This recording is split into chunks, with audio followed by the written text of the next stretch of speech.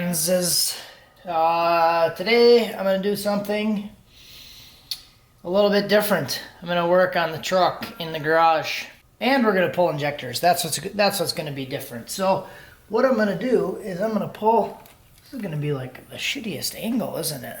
All right, we'll try this angle. I know you guys won't be able to actually see what I'm doing, but it'll be a little bit better than seeing my back the whole time, right? So I'm going to pull these injectors out because when I was doing my little logs the other day, I turned it up to about 9 or 10 pounds, and I was still seeing high 80s, low 90s for duty cycle percentage with these injectors. So if you guys are aware, if you've been following the channel for a little while, especially the end of the last season with this truck, you know I was having, it seemed like fuel issues, duty cycle issues.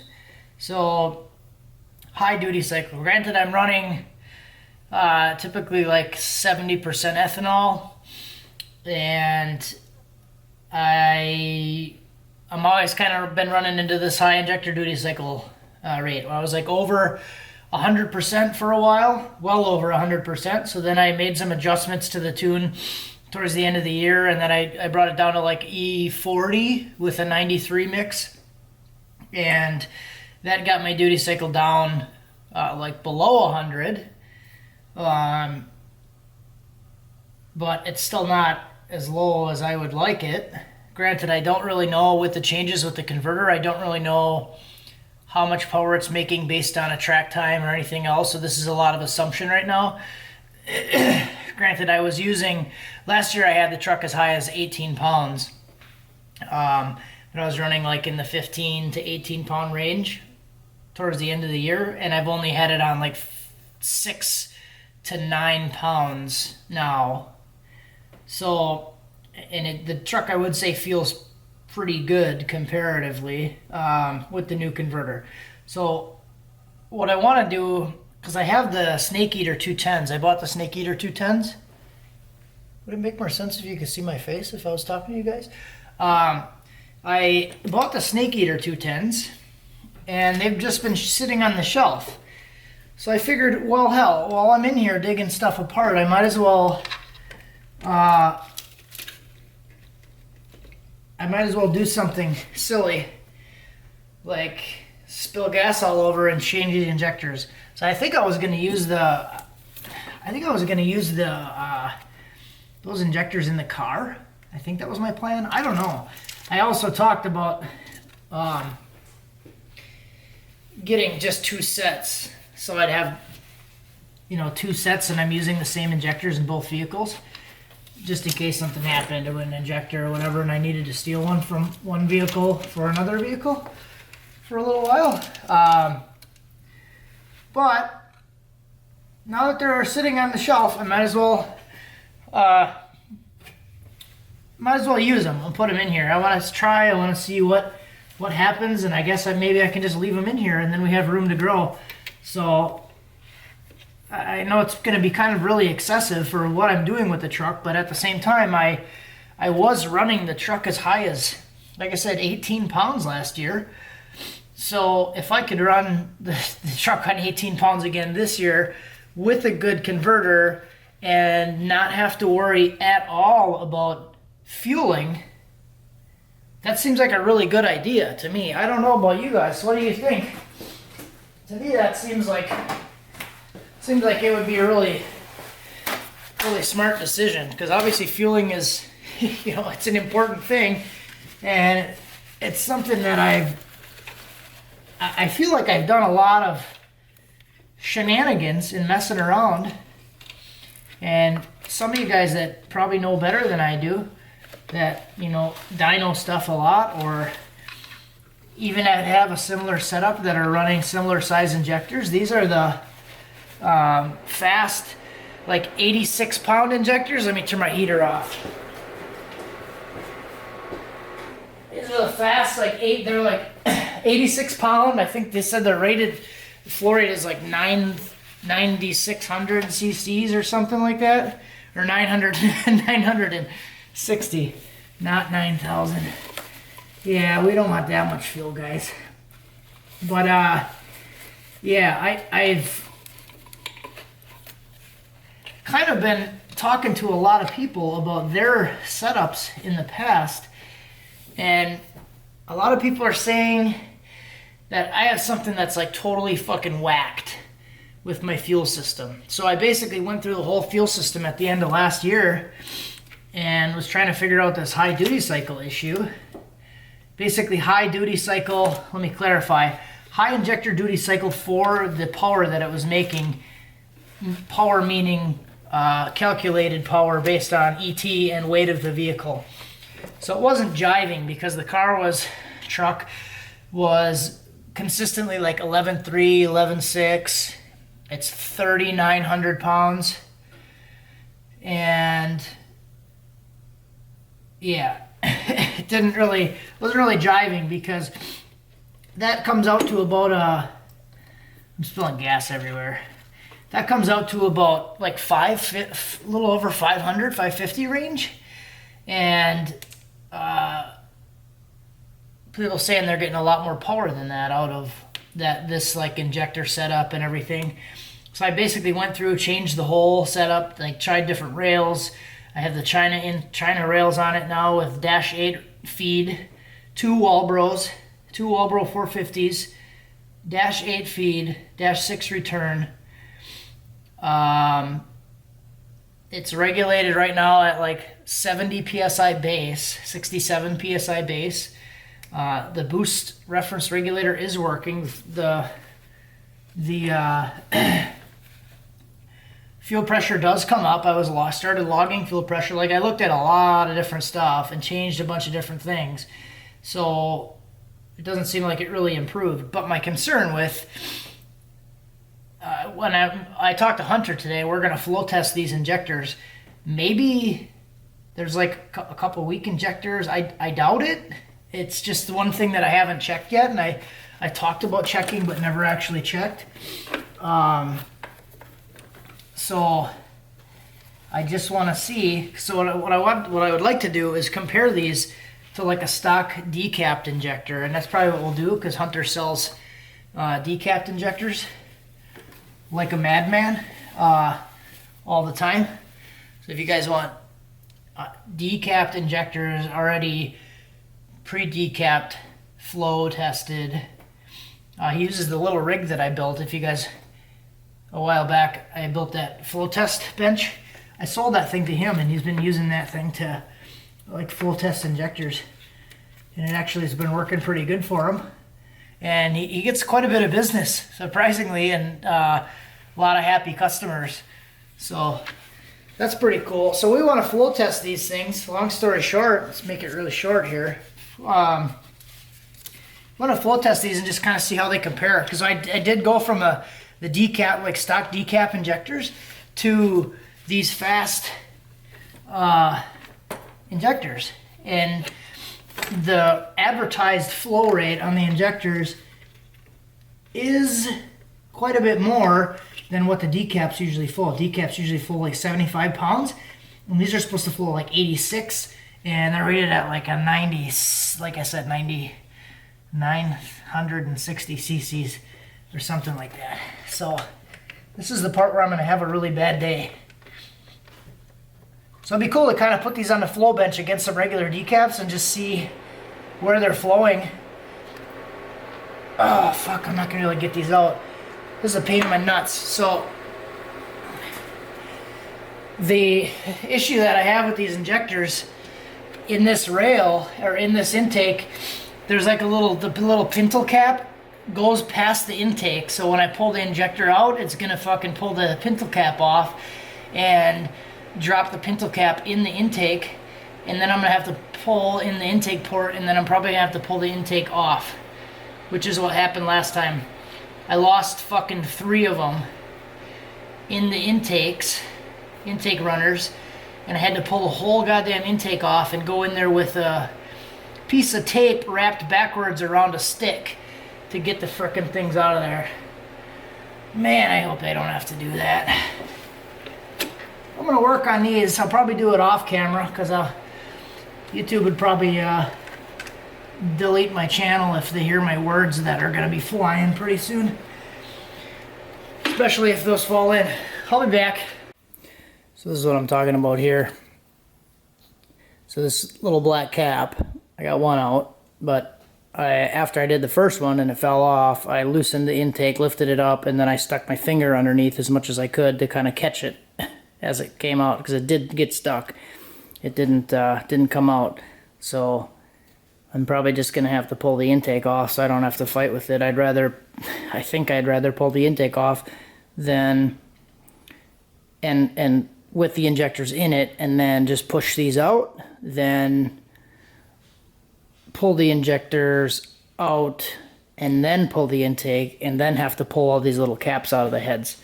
So I think I'm just gonna pull the head. Or pull the intake. I don't really want to because it's a mess trying to do it, but that's where we're at. Alrighty, boys, as you can see, we got the intake off and we're gonna have a talk.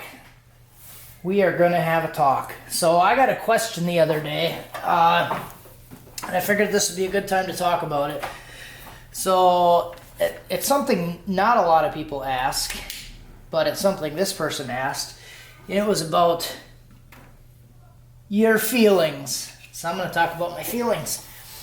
The question was around, do you ever get mad when you're working on stuff? So I think this is a good time to talk about it because I just got mad before.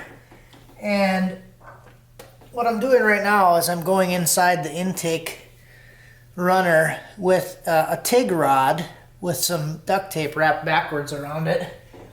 And what I'm going to try to do is stick the little piece of shit on here and get this thing off. So that's the little cap that was from the injector. So that was the one that fell off. And guys, I was doing a really good job of getting all the other ones out. So what I was doing was I developed this really creative, awesome way to use two crowbars or pry bars to pry the intake up, and then I would put a smaller one underneath it to catch it, and then I would pry the injector out, and it worked on all of the other injectors except for the last one. And the last one I was having a really hard time with, so I would push the cap and the injector out, and then I would go in with a nail that I bent, and I would hook the O-ring and the cap and pull the O-ring and the cap out because the O-ring was also getting stuck. And it was like working really smooth until the last one. Then I dropped the nail, first of all. I dropped the nail, and then I ended up dropping the O-ring and this little black cap. So the black cap went down inside the intake. The O-ring and the nail ended up dropping on top of the valley cover. And I had just spent probably almost an hour getting all of those out, and then that thing fell in there, and then I realized I still had to pull the intake off. So I went into like an absolute rage, near rage, and just like, you know what, screw it. Rip the hood off, rip the intake out, and all of this work that I was avoiding it because I didn't feel like doing it. Because I get like really fucking anxiety about pulling the intake off because I feel like every time I touch it, it's gonna break the wires. I've broken the intake gaskets before just trying to take the thing out. So I feel like out of all things, I don't want to do that because there's a lot of sensitive stuff with the wiring and the gaskets, and I avoid it at all costs. And even when I just did the torque converter, I didn't pull the intake off to get to the rear bolts here. It's easier to get the rear bolts with the intake off. I just didn't pull the intake off because I didn't want to do it. I avoided it. So, and then I ended up getting so pissed off that I ripped all of it out. Literally just like, unbolted a couple things, ripped everything off, pulled it out, and the whole thing came out, hood off, intake came out in like 3 minutes. No issues, nothing wrong, don't even care. So that situation like totally got the best of me, and I was pretty riled up. I was kind of pissed. And then I actually do the work, and it freaking takes like 3 minutes to do the whole thing. So all of this work that I created for myself in trying to like save myself time in theory in my head by doing what I'm doing right now and having to fish these things out of here, ended up only taking a few minutes and really not being that big of a deal. So it's really kind of silly, guys. Now I'm just kind of reflecting on this. I did a little self-reflection before I started recording this, and I was like, yep, I think I'm going to talk about it. It's not something that people talk about when they actually get pissed off about stuff and feel like an idiot afterwards, and that's what that's what I do right now. I feel like an idiot. So I'm going to try to fish this thing out of here. Guys, let's talk about this too. These lights suck. I hate this light. They're like the most ridiculous lights. I feel like it's always either making a shadow or it's in your eyeballs. Oh man. But this is the part I was trying to avoid here, because I'm trying to get these frickin' caps out of here.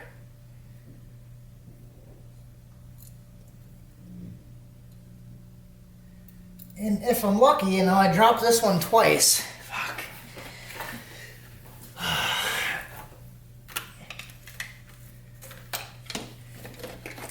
I kind of honestly feel like I did this to myself in a way, because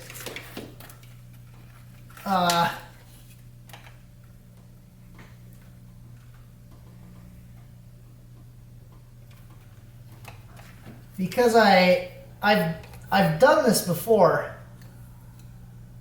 This was definitely an issue that I had in the past, where I dropped these things and I couldn't get them out,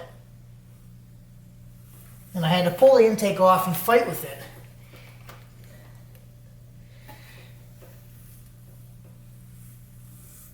And anybody with a brain would say, hey, why would you put those things back in knowing that you're going to have this same problem next time you try to pull them out?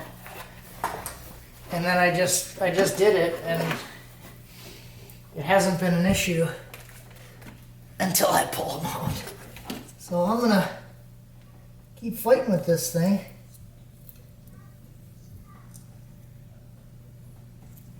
So one of the other problems of this is kind of getting lucky that the valve isn't open and it didn't fall in the cylinder. Yeah, but this cap is full of fuel, so it doesn't want to stick. All right. So we got it with the non-sticky side. All right. So all that drama. So yeah, if I ever use those again, I'm just not going to put these caps back on. Just use the O-rings. Which is really dumb of me. Look, in hindsight, you know, in hindsight is 20/20, but it's really dumb in hindsight to actually put those things back on again. But hey, we're here, we're done. Yeah. A little bit of a truth bomb. Hopefully you guys enjoyed it.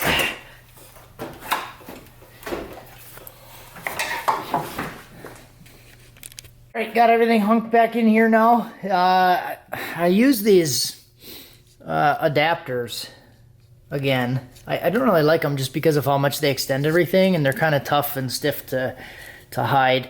So I think once I find a combination that I like and I want to keep, I'll probably just cut them off and then cut the factory plugs off and then solder them on there and just use them. But we'll see where all that stuff goes.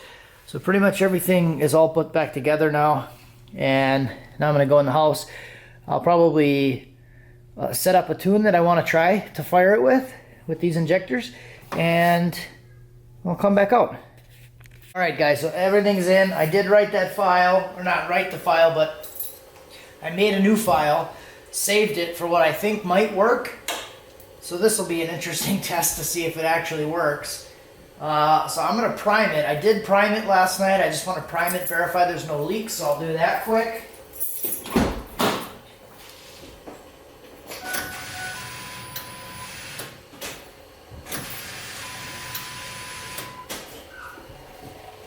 Just double check. Double check. I always usually check a few times, especially with the fuel lines.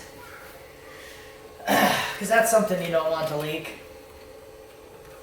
I always usually prime it and double check it a couple times at least.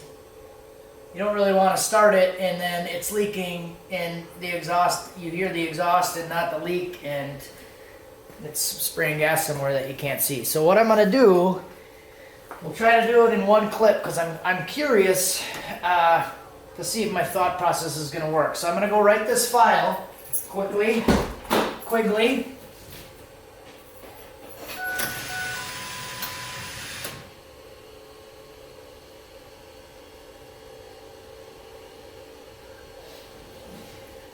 Alright, so that is writing. Basically what I did, because I was using FIC 1000 data for the fast injectors that I had in there, and those float at like 9D600 rated. So I put in the FIC 1000 data that someone sent me, a subscriber sent me. So what I did was I put that data in for like injector flow rate, which is what I was using before. I said that. So I basically took an old file, kept the same flow rate, but then I took the VE tables and multiplied those by half, basically. So I took 50% out. So in theory, that data should be, flow rate should be about half of what the 210s are, and I wanted to pull half of the airflow out. So I'm gonna try that. Just got done. Let's see if it even starts.